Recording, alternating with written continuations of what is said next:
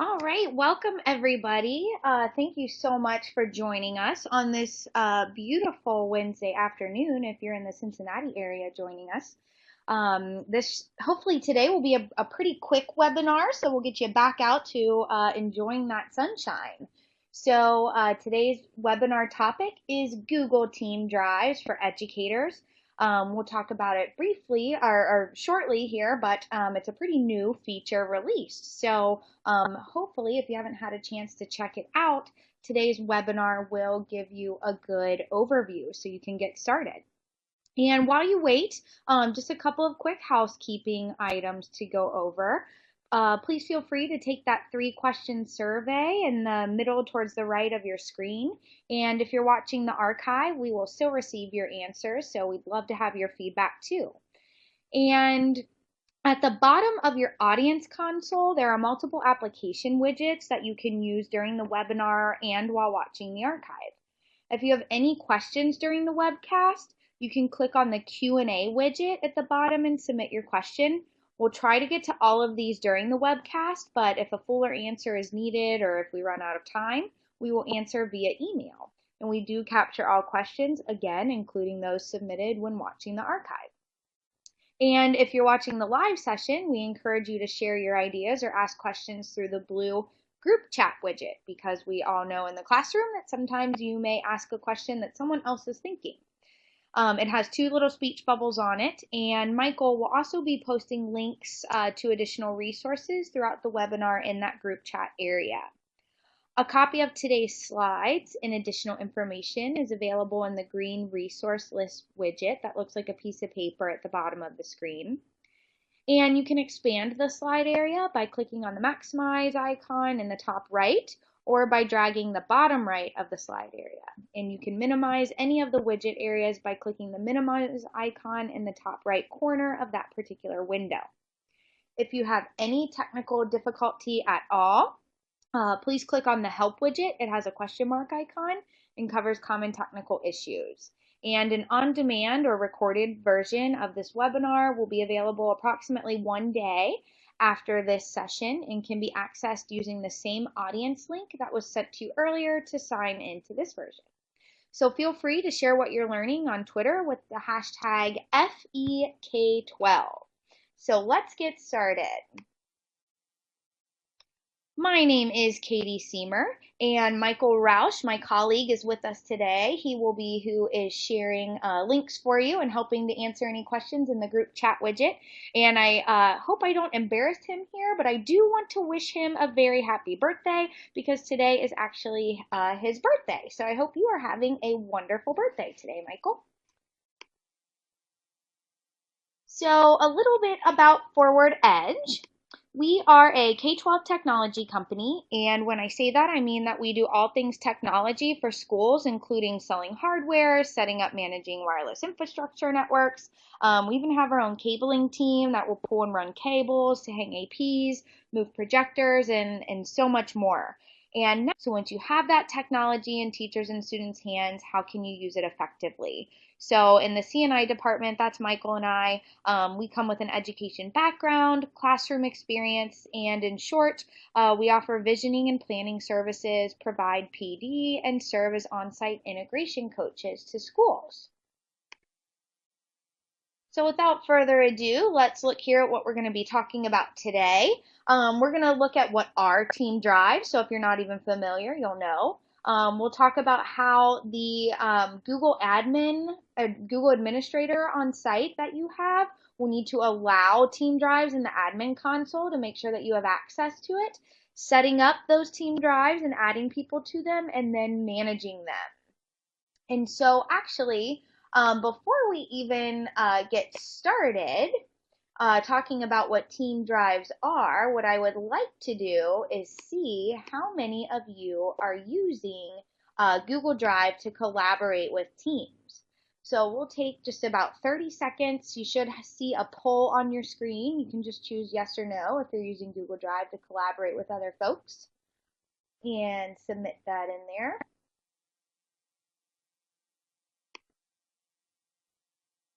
And for those of you who are using Google Drive to collaborate with teams, especially large teams, you probably know that once you get into um, folder sharing with edit rights, that it can get pretty messy. So go ahead, if you haven't submitted that yet, go ahead and submit it now. Awesome. Okay, so everybody with us is already a Google user and using Google Drive. Good. So then you'll be fairly familiar with what we're talking about today. So this is what Team Drives looks like. You should have a little screenshot on your screen now. So if Team Drives is enabled, when you are logged into Google Drive, you'll see it over there on that left-hand side, right beneath what you're used to seeing My Drive. You would then see Team Drives. And we'll talk about how to set all those up and everything in just a minute. But so what is the difference between a Team Drive and a My Drive? In this little chart, I edited it down a little bit, but if you open up the slides on your screen in your little resources area, I have a link for you, and maybe Michael will share it in the group chat as well, to the full web page. This is this chart is straight from Google's help page. So what's the difference between Team Drives and My Drive? I've bolded a couple of the biggest things that I think are going to hit home for people when you're trying to do team collaboration. So the first thing is who owns the files and folders. And when you are just using regular old My Drive and sharing folders and files with people, you or whoever creates those documents and folders is the owner. Meaning that if I leave and transfer out of the district or go somewhere, those files come with me if my account gets disabled, or if I delete those come with me. With Team Drives, the team is actually the owner of the documents and of all of the folders. So anything that gets added into a Team Drive, even if, right now it's already living and breathing in the My Drive area, if I add it to the Team Drive area, my team now owns that document. So if someone on my team would leave, the company or the school, we would still own all of those documents and have access to those. So that's one of the biggest things, one of the benefits for using Team Drives over just sharing folders back and forth in My Drive. Another huge benefit is actually with that sharing. So if I add someone to my Team Drive, and we'll see how this will work when we talk about adding members, they will automatically have access to every document in that Team Drive. And all I have to do is add them once to that team. And then they can see all files and folders that exist within that team. So I don't have to go from folder to folder to file to make sure that I've shared everything that they need with them. On the same token, you probably know this since everybody is collaborating with teams. You've probably run into an instance when you share edit rights to a folder and someone accidentally deletes a file and they don't realize they did it, and then you can't find it. With Team Drives, only people that have full access to the Team Drive are able to delete it. So most likely the creator or whoever that manager or top person would be with access to the Team Drive. So you're not going to run into files being moved around and missing. They'll all be there for you. So you can kind of look more in depth, the link that's in the notes area of the slide, and you can see kind of the entire comparison of Team Drives to My Drive. But those are really sort of the big pluses, and Michael has also shared it in the group chat, that link for you as well. So really briefly, I think it's pretty obvious how you can use Team Drives in a school setting, but maybe some things that maybe you wouldn't have thought of. Obviously, administrative teams and department levels, district and building information for staff. So think of the beginning of the year, all of those documents that you have to hand out to all of the new teachers and everybody in the building, and you want to make sure everyone has access to it.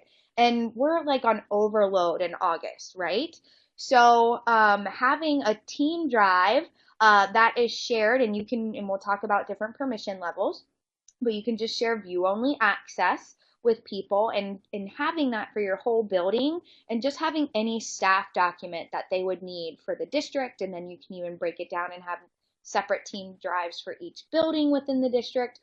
Just so much easier. I know right where to go to find it, to see the document. So when I throw everything on my desk in the midst of getting my room ready for the start of the year, I know I can go right back to our team drive for the building and access it. Same thing for grade level teams, content areas. This would be really awesome for vertical alignment and vertical planning.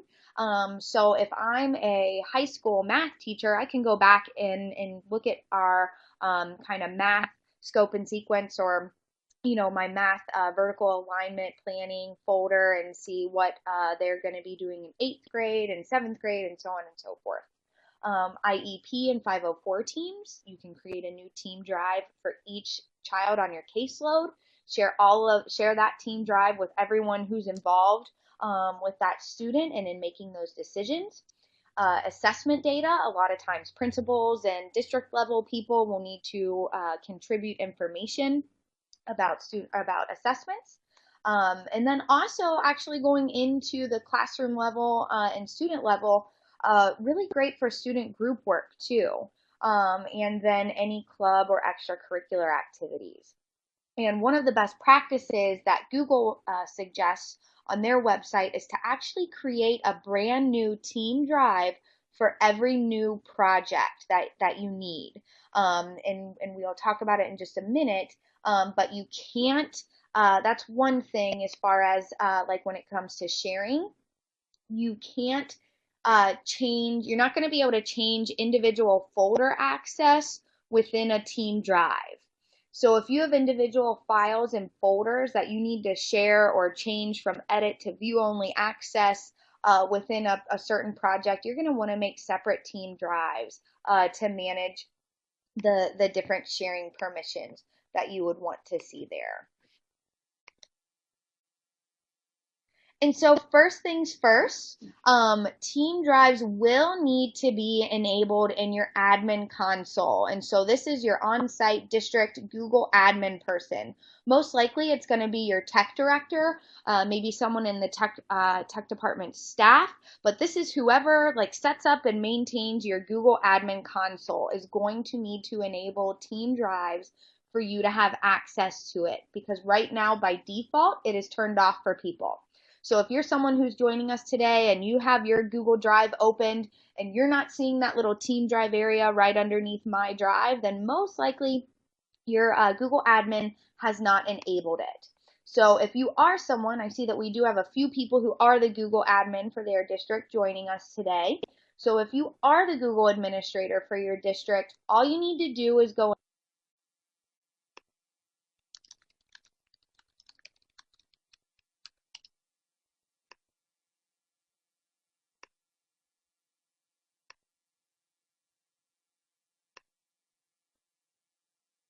Okay, can you hear me now? Sorry. So sorry about that.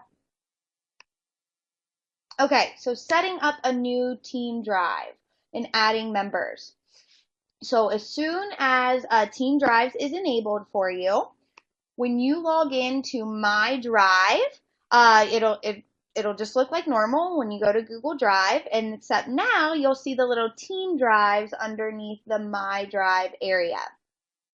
And so when you click on Team Drives and then hit the New button, normally that's where you would create a new folder or a document. But so when I select Team Drives over there on the left and then hit the New button, or I can right click anywhere in the screen and choose New Team Drive. And then I will just name it and hit create, and then I'm set, and then my team drive has been created. So then we need to add members. So when you first create your team drive, it'll look something like this. And to add members to that team drive area, you will just click on add members right underneath the name of your team drive. You should see the little red arrow pointing to where that is on the screen now. And so then once I click add members, this should feel similar to a Google Doc for you. But right here at the top is where I can just start typing people's names and it'll predict their email addresses, or I can type their email addresses. And then right underneath where I type the email addresses is where I'm going to choose the permission level access. This is going to be really important for you to know what kind of access you're giving people to your team. And this is with everything in that team drive. I already mentioned that you're not going to be able to change access individually for different folders and so on. So you want to make sure that you know what kind of access you're giving people to the entire team drive. So full access, that's pretty much everything. You can delete files, move files, create new files, pretty much everything that you can do now in your sharing back and forth with each other. If you want to prevent the craziness of people accidentally moving files around and deleting files, but they still need to be able to edit and contribute to the documents within those folders, then you probably just want to give them edit access, because they can't delete those files and they can't move them around, but they can still contribute and work on them with you. Comment access. So, since everyone's already using Google Drive, then you know about the awesome comment feature to leave feedback for people. So you can just give comment access to the entire team drive and all of the files within it. Or, of course, there's view-only access, which for my example, for building district level documents, that might be how you would want to share them with your staff.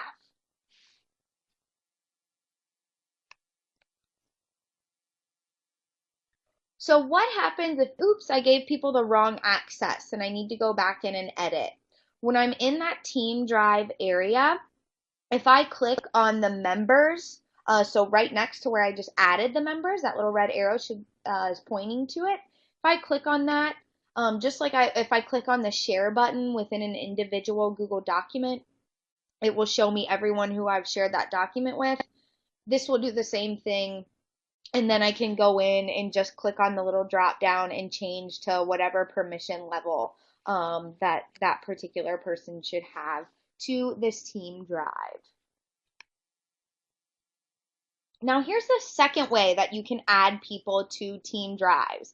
And this is actually the recommended way to do it, is by using Google Groups. So essentially, and I've got it kind of outlined here for you, if you go up to your waffle icon or your tic-tac-toe board to go between apps within Google, if you're in Google Chrome, you'll see Google Groups. And what Google Groups does, if you look on kind of the right side of the slide, I've got it outlined for you. When you create a Google group, there's a few different levels and a few different things you can do with them, but for our purposes today, creating a Google group is like creating a contact group in the sense that I can add everyone into multiple people to be able to email them at once. However, it's different because a Google group actually creates a new email address for your group. And it creates that single email address, and then additionally, it will also, anyone on my team who emails that email address, it will email everyone who's in that group. Whereas if I'm just using Gmail contact groups, every person who's on my team would need to make their own Gmail contact group and maintain that on their own to be able to email each other. If you're using Google Groups, only one person needs to set that up and maintain it to keep it updated, but then we all can email. So like for this example, it's ci-department@forward-edge.net. And every person on my team, when they email that email address or share a document with that email address, it automatically goes to everyone who's included in my Google group. So if you've got like one or two people that you're setting up a team drive for, then you may not need to use Google Groups. But when you're starting to get into, for larger districts, department-wide, grade level-wide, building district-wide team drives that you want to start sharing, then it is going to be well worth it for you to go through and set up Google Groups to share things with them. Because then when I update my Google group, which I would be doing anyway for email purposes, calendar sharing, all sorts of things, then it is automatically going to give that new person that I would add access to our team drive because they're a part of that Google group with whom that team drive is shared with. So if that's confusing at all, throw it in the group chat and I will try to explain it a different way. But let me walk you through very briefly, if you've never used Google Groups before, how to set one up. So again, to get to Google Groups, you'll just go to the app launcher and select Groups. Then you'll be taken to a screen that looks like this, and you'll just hit the big red Create Group button. And again, remember, I'm going through this kind of quickly, but this webinar will be archived, so you can go back and watch it, and you have access to the slides. But so then once I am able to create my group, you're going to give it a name, and that name is actually how it's going to set up the email address that it will use for that CI-department that I told you. That's the email address that it's going to set up. So I'll name it at the top, that next line where it says group email address, that's the email that you're going to need to add this group of people to the team drive. For what we're doing for the type of group, I just chose email list. Again, you can get into it. You can do more stuff with groups, but for today's purposes, that's all that we're really talking about, the email list. And then that's it. Now your group's created. So next step is we just need to add people to the group. So once I create my group, it should open it for you. If not, you can just click on that left-hand side and you should be able to get to your group over there. And then, as always, if I go to my gear icon, I'll get lots of setting options within Google. So once my group is open, I'll click the gear icon and then go to Group Settings. And then over on the left-hand side, I should see Members. And if I expand that tab, what I like to do is just go to the Direct Add. That way, I don't have to wait for people to accept the invitation. So if I just go to Direct Add Members, then when I plug in their email addresses there at the top and hit Save, they're automatically a member of that particular group. So then, and that's it. That's all that you have to do to set it up. If you have people who leave that particular team or your building, or when you have new employees, you'd want to make sure to maintain that Google group in the members area. But then again, when I use that email address, that Google group email address, ci-department@forward-edge.net, to add it as a member of my team drive, the same way we did individuals, I'll just add that group email address. And now, anytime that I update my Google group member page, it's automatically going to update so that when I email these people, when it's in my team drive, it will give them access, so on and so forth. So if you have large teams that you are collaborating with, and you have folks that change a lot, then I definitely recommend using Google Groups to manage more than just Team Drive, but email and everything to manage that communication.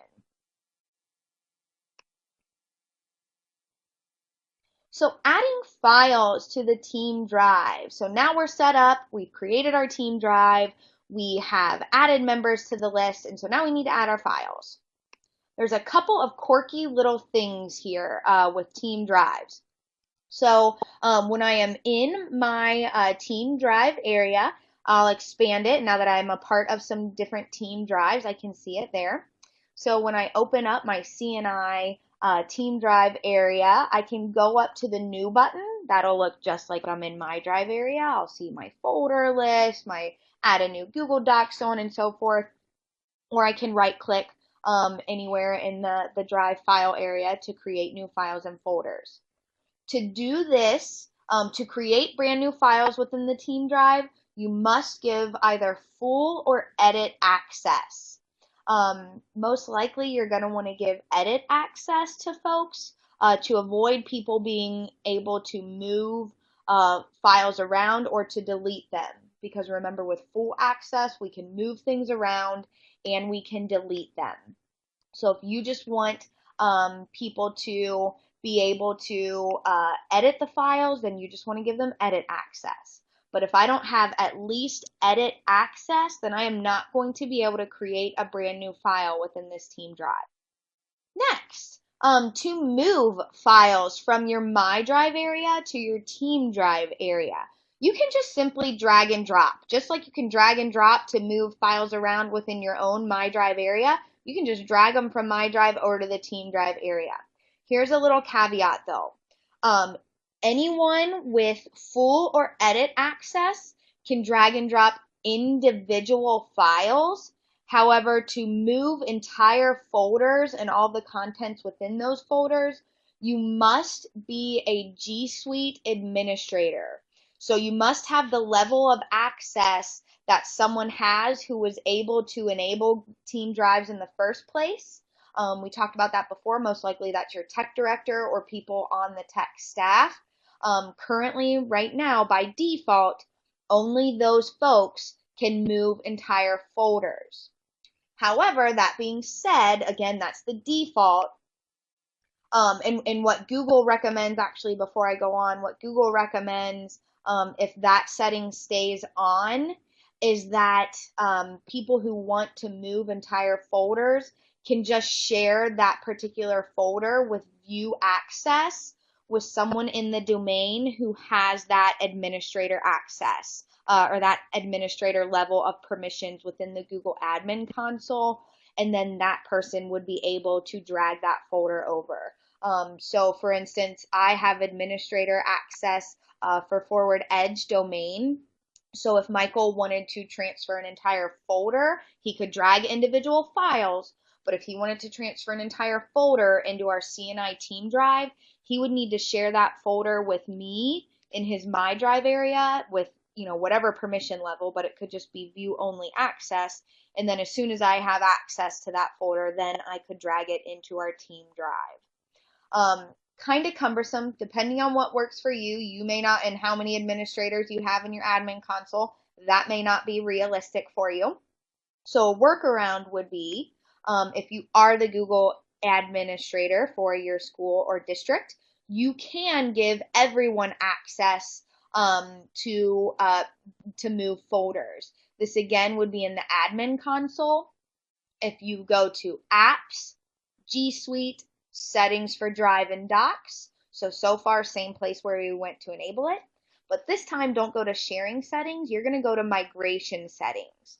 And then when you expand that, you should be able to see, you will want to check the box to allow users to migrate folders to Team Drive. So if you want everyone to be able to do that in your domain and you don't have enough Google administrators to go around for people to share folders with, then you'll want to enable this at the Google admin level.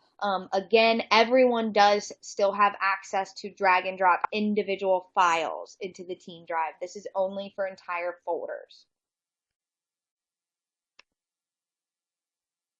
And so we just have a couple more, just more sort of fun things, two more things, and then we'll be done for today, about customizing your team drive. So when I first created our CNI team drive, the background image it gave me, I was like, what is this? This doesn't make any sense. To be honest, I'm not sure if what I changed it to when I was playing around makes any more sense. But you can actually customize that little image that shows up there for you. If you just right click on the team drive, then you can go to change theme, and then you can either pick from a gallery of images that Google provides to you, or you can create your own custom theme and upload your own image there. So just something kind of fun to customize the team drive, make it feel more like whatever fits to your particular team, whatever that subject is. And then this is kind of a fun thing that's been going around that is not unique to team drives, but it's been going around lately. I've seen it in social media. I don't know if it's Casey Bell or Alice Keeler that I've seen originally shared it, but people have been putting emojis in their folder names within Google Drive to help them kind of, whatever the topic of the folder is, just another visual way to help organize your drive. So the website that I always use if I'm trying to use emojis in, a website that doesn't typically have an emoji keyboard, I just use getmoji.com, and you can just copy and paste any of those emojis. And then, like, here's my example here within my Google Drive. And again, this is not unique to Team Drives, but then you can just paste those emojis when, if you would go to rename that folder, you can just paste that emoji right in there and actually put the little emojis. I like the boot camp one with the little guy lifting weights for the boot camp. So that's just kind of fun. Again, just another visual cue. That could even be something that you share with students to, I don't know, maybe you don't want to open up that Pandora's box just yet, but that to help them kind of stay organized by subject and so on there as well.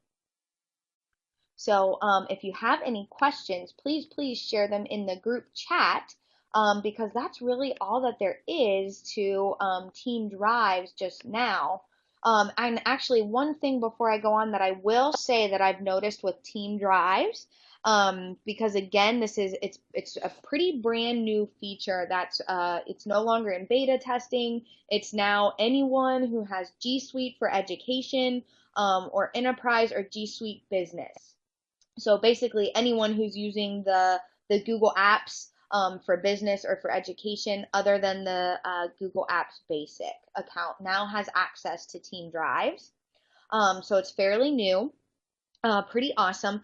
All I have noticed so far with having any trouble with it is I use a lot of add-ons in like Autocrat and different things like that to generate, for instance, like the webinar certificate of attendance to say that you come. You fill out the quiz and it automatically generates and then emails you a certificate if you pass the quiz.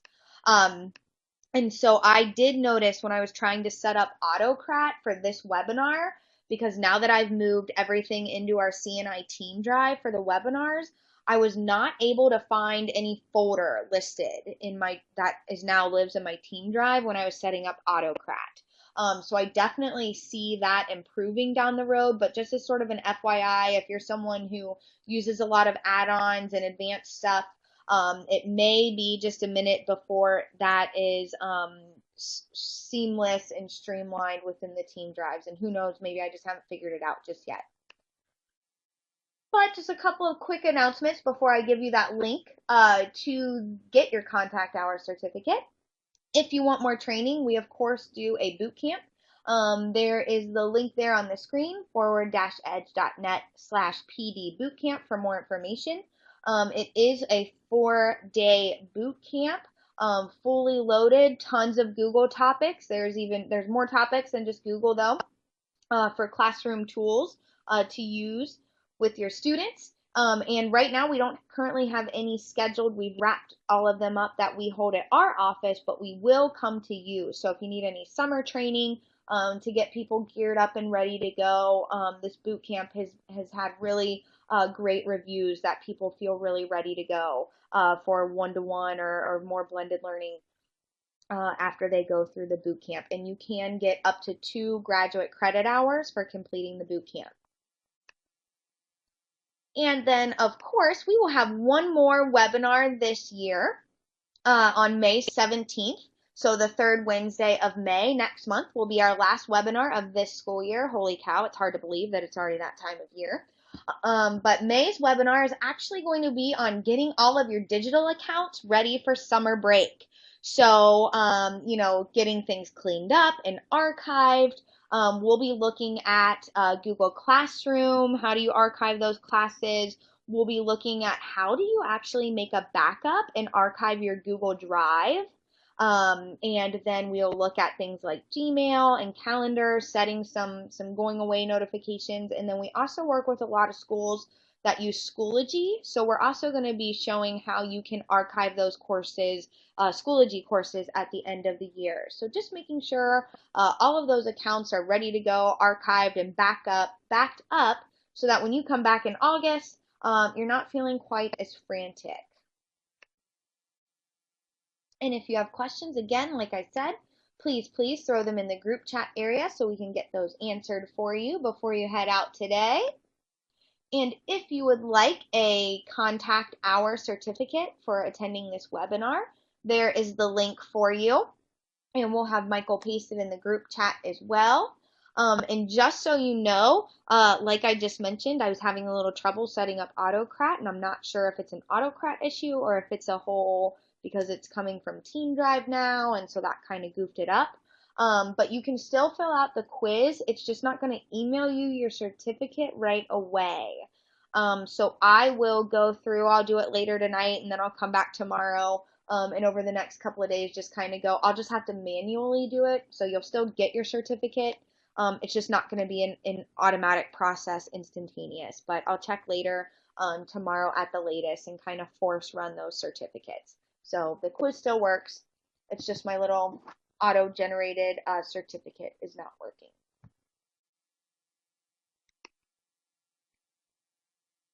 And so that's it, folks.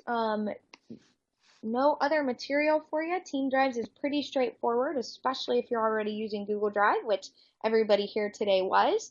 It will truly enhance your team collaboration within Google Drive, though. So definitely worth the investment in moving stuff over to Team Drives and getting your staff all ramped up on using Team Drives. So if there are no more questions, that is it for today. And thank you so much for joining us.